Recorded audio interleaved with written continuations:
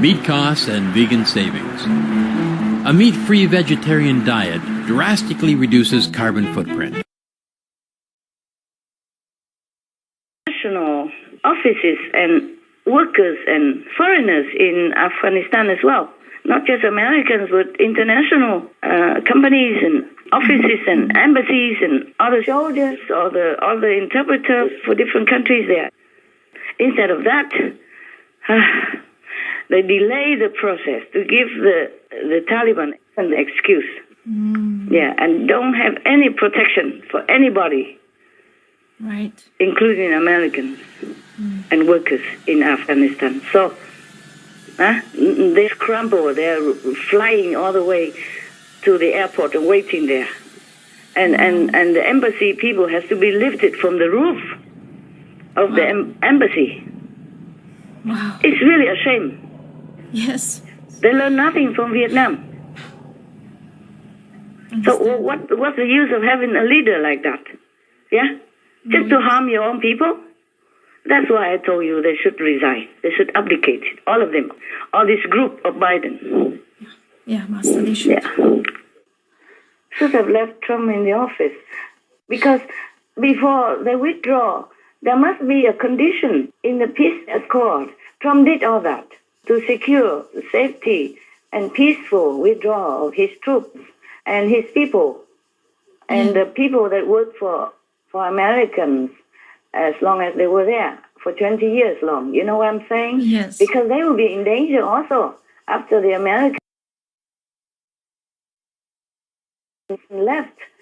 You know, maybe they will be revenged upon. You know, they might be tracked down and killed or in prison or whatever. Everybody's scared. It's normal like that. Yes. It's normal like that.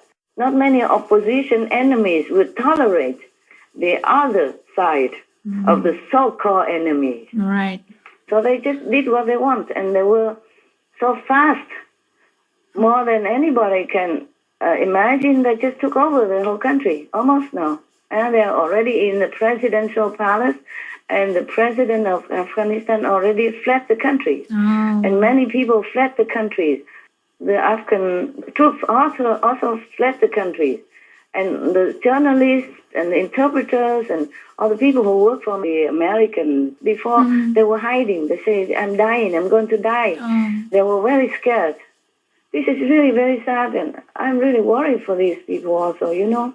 Yes, imagine if it's you, suddenly you are without protection. Right. Without job, without protection, and facing the so-called enemies. My God, who wouldn't be scared, huh? Yeah. It's not just them, but their families and friends and all the, acquaintances to go with it. Yeah. In the last couple of months, we noticed 2 interpreters being killed. In hiding and desperate, this former interpreter and his family begged to be moved to the UK. He says a year spent working with British forces in Afghanistan means a lifetime of fear from the Taliban. In the coming months, Taliban will get me. So as soon as possible, they will find me, they will slay me, so they will slaughter and beheaded me and my family. You look very frightened. Exactly. Too much stress. It is not easy for a person to work a lot with international organization, having more than 10 years experience of working with international, and now no one of them helped me. I'm thinking about my future, my daughters. What will happen to them if they kill me? 2 daughters without mother. The name of interpreter is very bad in Afghanistan. People hate, especially those they know that I work for British forces, for coalition forces. They will take their revenge. So they will kill us, they will cut our heads because of my past background, because of my past service with British forces. So that was a real failure. I think it's okay if they blame Biden, huh? Yes, It's a very unwise policy. Right. Yeah. They don't concentrate on the right thing, that's why. They concentrate on revenge, that's why. And that is bad also, because people will think they are very small-minded, petty. True. And on one side, they keep saying, unify America, I'm for all Americans. But on the other side, they're hunting the so-called enemies. We don't exist. The enemies don't exist. They are the enemy. They make the enemy. Yeah. It's not just to blame the president or government alone. It's the people's karma. Yeah. And people for habits and people for way of life. They don't change. They don't see further in the future. They just see very nearby. And even to be vegan, how difficult can that be, huh? Yes, it's so simple. How difficult can that be? They have nothing to lose, but they don't do it. Well, many are doing it now, but still, it's better to come from the government, you know? Yes. They make many laws which are not necessary and harmful, like the proposal, something that anybody can go into any shop and steal things that they can sign into law. But to sign into law to make people vegan and ban all the meat, they don't do.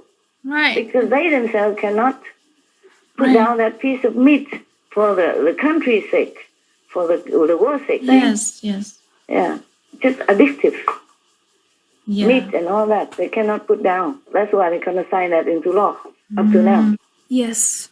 Master, in a recent statement, the UN Secretary General blamed coal mining and fossil fuels, but not the livestock industry, as the main reason for the damaging effect of global warming. Why would he address CO2 and not methane as the most harmful cause, despite all the scientific evidence? Yeah, I was very disappointed that the Great Secretary General of the UN, Prabhu, talk about that. He blamed it on the industries and coal mining and all that stuff. These are not the main cause of our global warming. I mean, it is one of the factors, but smaller, and still have time to deal with. Not the methane. Methane from animals is the number one driving force of the global warming. Everybody knows that, and he should know that. But he ignored it, just so that he can enjoy meat and wine continue like before. Shameless, you know, really shameless. I have no more respect for these kind of leaders anymore. I'm so disappointed and so hurt because they're hurting people. Yes. They don't tell the truth. They don't support the truth. They're hurting people. They're harming the planet. Maybe they could not put down that piece of meat and or whatever, bloody animals from their mouth. Or they took bribes, you know, from the animals industry. I don't know which case, or maybe both. You know, talking about this, I wonder what kind of leaders and leaders who are responsible for the safety of their citizens and their co-inhabitants could see all this suffering and pain around them in the world, and their hearts don't move. Right. They are not moved in sympathy or sorrow or compassion for the beings who are in this situation.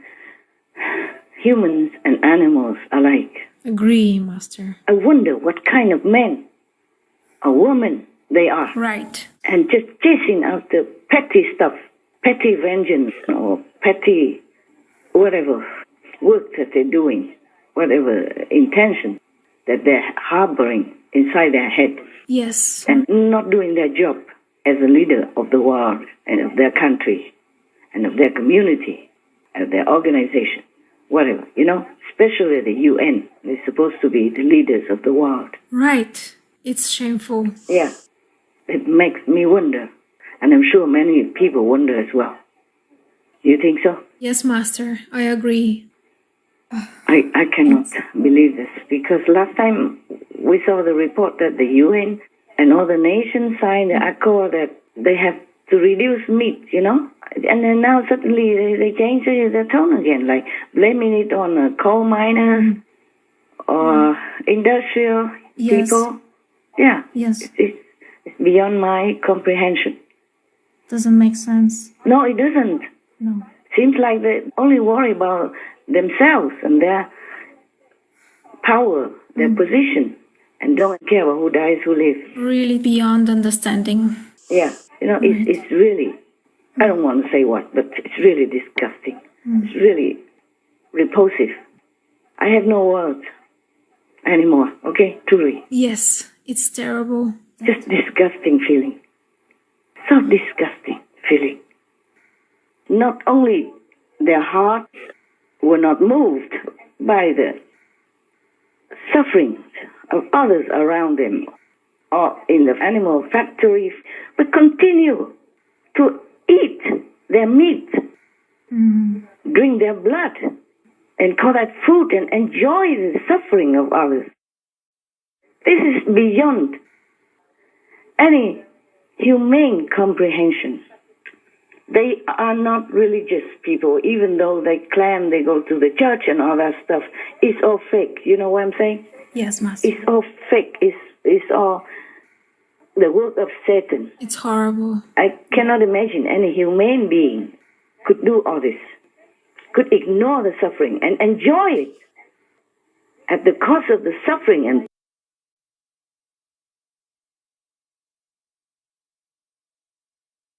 pain and anguish of others, humans or animals.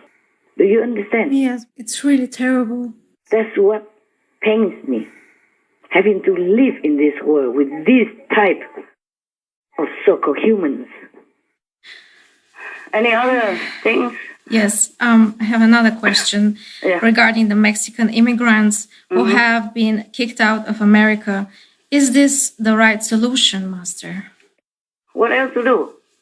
Even if it's not right, it's too late now to correct.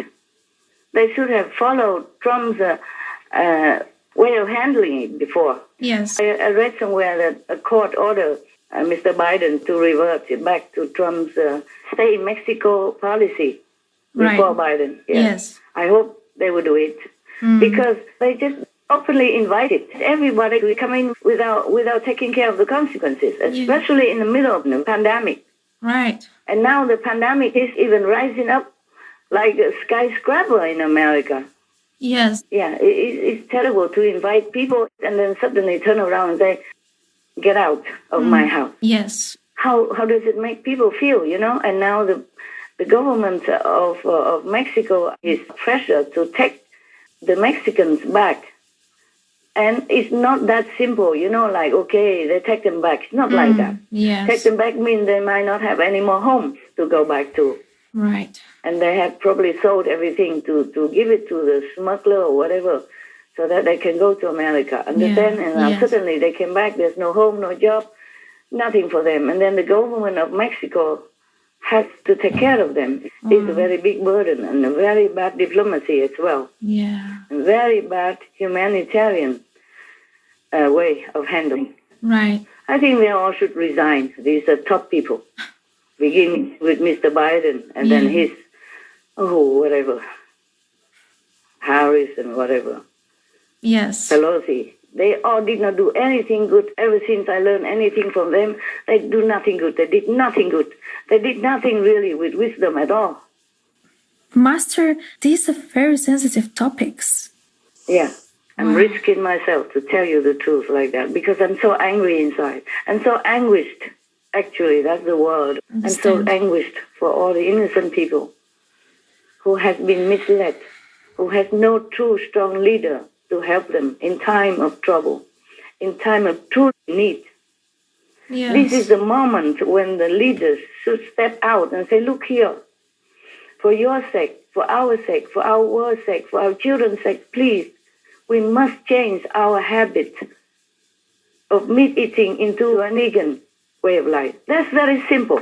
It's true. Huh? Yes. People won't kill them, even if they say that, even if they make the law like that.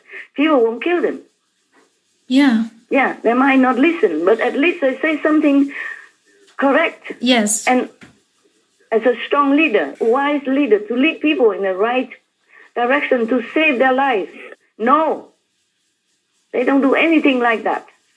Just worry about their own petty selves. I'm really anguished. I'm too anguished to even care for my safety. So I told you all this, okay? What advice can Master give for the governments of the world? In general, you must rule people with heart, with caring intention, with true, really loving dedication to your country and your people, then people will feel it. Even if you might make mistakes sometimes, like every human, but people will feel that you are genuinely caring for them. Then they will forgive you, and then you can start a new repairment for that mistake. Right. But if, for example, if you need tens of thousands of troops or National Guard and fence and barbed wire around your presidential palace on day one already, then you are not doing a good job. Yes, definitely. Then you should know people are not for you, not with you. Yes. And you should be more cautious in how you deal with internal and international affairs. Right. That's a good sign of warning. Instead of trying to dig out a bigger hole of dividing people's heart and mind, within the country. Yeah.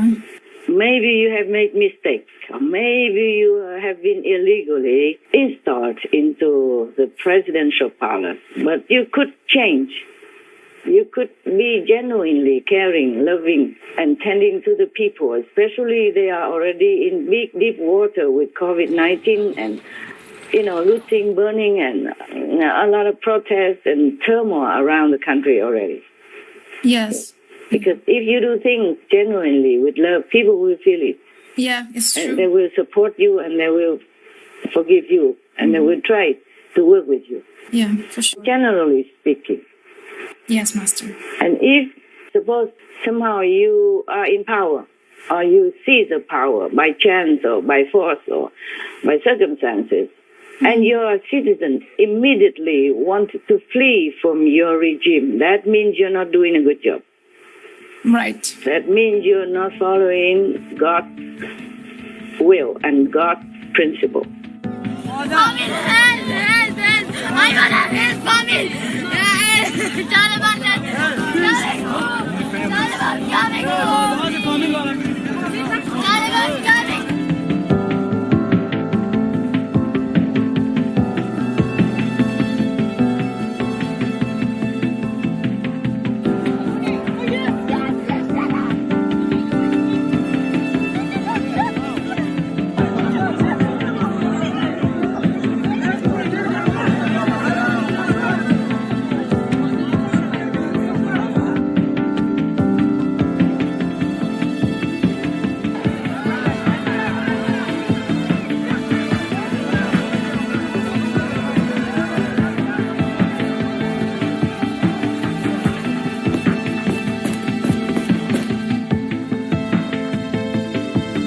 The women we've been speaking to inside the country are now too frightened to talk on camera. Those brave enough to leave the house are wearing burqas. Reports of women already disappearing from public life. Women here seem to have largely melted away. Why do you think you're selling more burqas right now? Because the Taliban took over and all the women are afraid, he says. So that's why they're all coming in and buying burqas. If she's not wearing the abaya or she's wearing high heels, then it's the standard 40 lashes. It's because of you. They've just told me to stand to the side because I'm a woman. The Taliban is back to its old ways. I'll start with this letter. It has a Taliban seal. What does it say? Parents should, quote-unquote, gift their daughters as wives to Taliban fighters. They want to reward terrorists with wives, like women are some kind of an object to be gifted.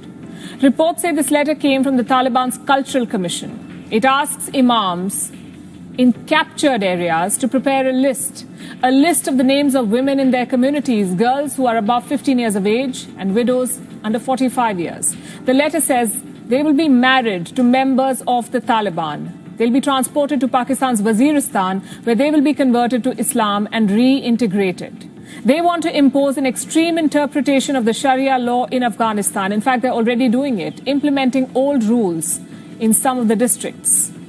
Women are not being allowed to step out alone. The Taliban says they must be accompanied by a male companion. They're being barred from receiving an education. Taliban have clearly not evolved.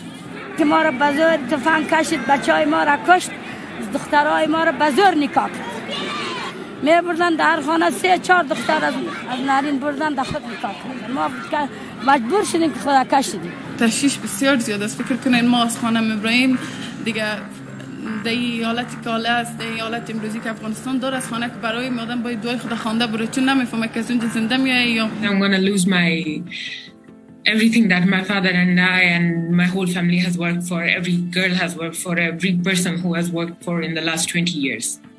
This means losing your houses, losing your dreams, your goals, your ambitions, your identity as Afghan, everything. I feel weak right now.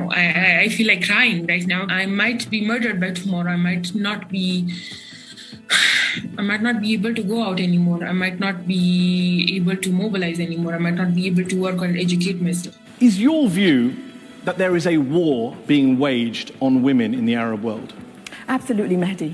I mean, when 12-year-old girls are dying giving childbirth in Yemen, when 91% of Egyptian girls and women have had their genitals mutilated, when 16-year-old girls in Morocco are forced to marry their rapists so that their rapist can escape conviction, that is nothing short of a war. So no matter what religion you belong to, no matter what idea you follow, if you want to take control of the power and rule your country, you must make sure that your people know your genuinely good intention. Don't make people fear you, run away from you, flee from you at all costs, at the cost of their lives and all that. Then you should be ashamed. Right. That's what I say. Yes, you should be ashamed if your citizens flee from you. And if you try to coerce them to stay or use a brutal means to beat them up, to force them to stay or to oppress them, to accept your policy, your regime, then you're not doing a good job. Then God will see to that. God will not let it be continuously for long. Right. Yeah, that's it. Very simple. Rule with heart, rule with love, rule with caring, rule with genuine compassion for your people. And then the international community will also respect you, support you, and all will be happy and have peace. Yeah? Yes, all right. Exactly. Most caring Master, in this time of so many upheavals, your loving wisdom and selfless concern show the way for all of us to reconsider our actions and true motives. We have hope and pray that the world's leaders and governments will acknowledge Master's courageous and wise words and thus bring countless lives to peace and safety. May cherished Master always have serenity, good health, and the protection of all glorious heavens. For the full broadcast of this phone call with Supreme Master Ching Hai, please tune in to Between Master and Disciples on Wednesday, September 1st.